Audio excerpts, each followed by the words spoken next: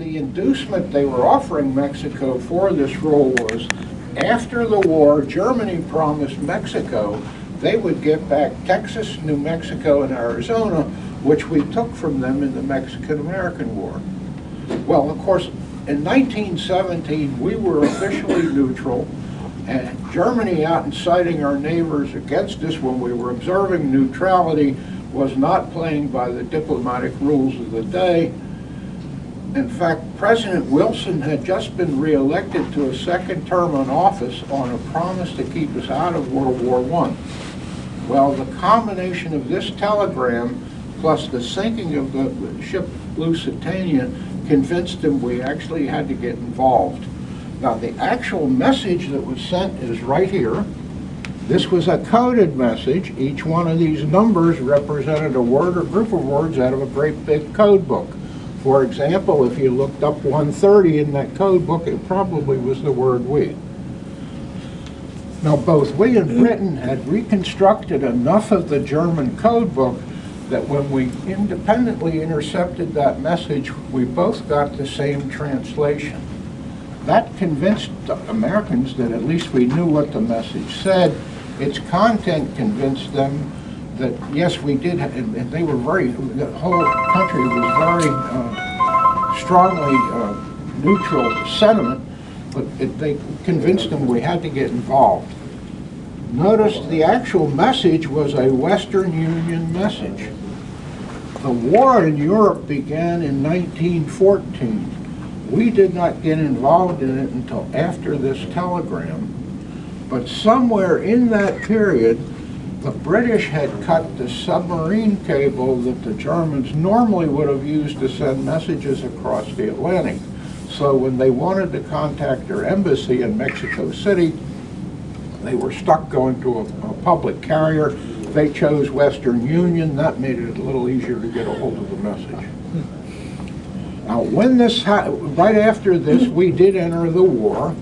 At that point, the U.S. government took the cryptologists working for the Army and the cryptologists working for the State Department, combined them into a single organization to support all of the government, a lot like an NSA does today. That group was known as the American Black Chamber.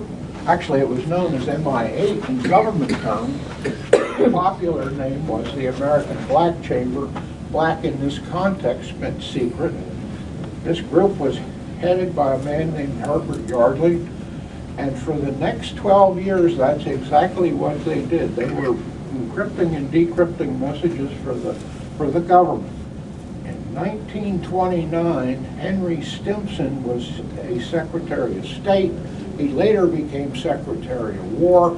While he was Secretary of State, he made an announcement. The announcement said, "Gentlemen, do not read other gentlemen's mail." He had a problem with the ethics of eavesdropping. Being Secretary of State, he had plenty of power. He had funding for this organization shut off, and it went out of business.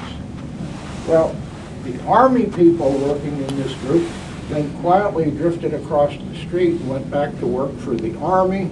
The State Department guys probably just kept out of his sight because they had a job to do, whether he liked it or not. But Herbert Yardley's now out of a job, has several small children at home. He's got to put food on the table.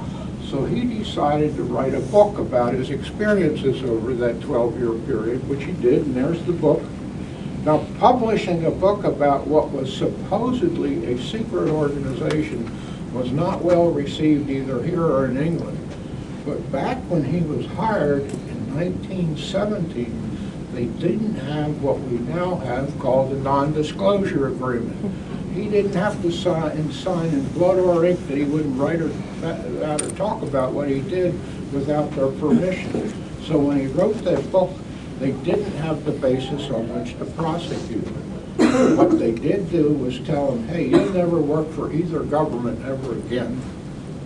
Okay, he found a job. He went to work for Chiang Kai-shek, the Chinese nationalist leader during the Chinese Revolution, setting up and operating a black chamber in China.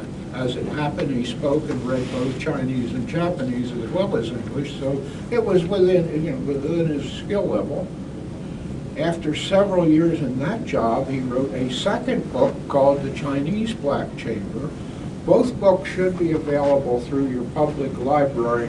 Very fascinating books. I particularly like the Chinese one because there was an awful lot of intrigue in that Chinese government, and he had to weave a careful path to stay alive through that period. Came back home, actually went up to Canada to assist Canada in setting up a black chamber. Now this was late 1930s. Everybody knew war was coming and they better get their intelligence apparatus going, and he was in, his services were in demand. Britain and the United States found out he was up there.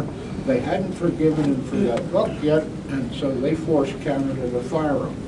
Okay, he still wasn't done yet. He went on to write a third book called Education of a Poker Player. He was a crypto mathematician and a serious poker player. It was well within his skill level, and it turns out it was a bestseller. It sold over 100,000 copies. He had quite a versatile career. Well, let's go see him, Nick.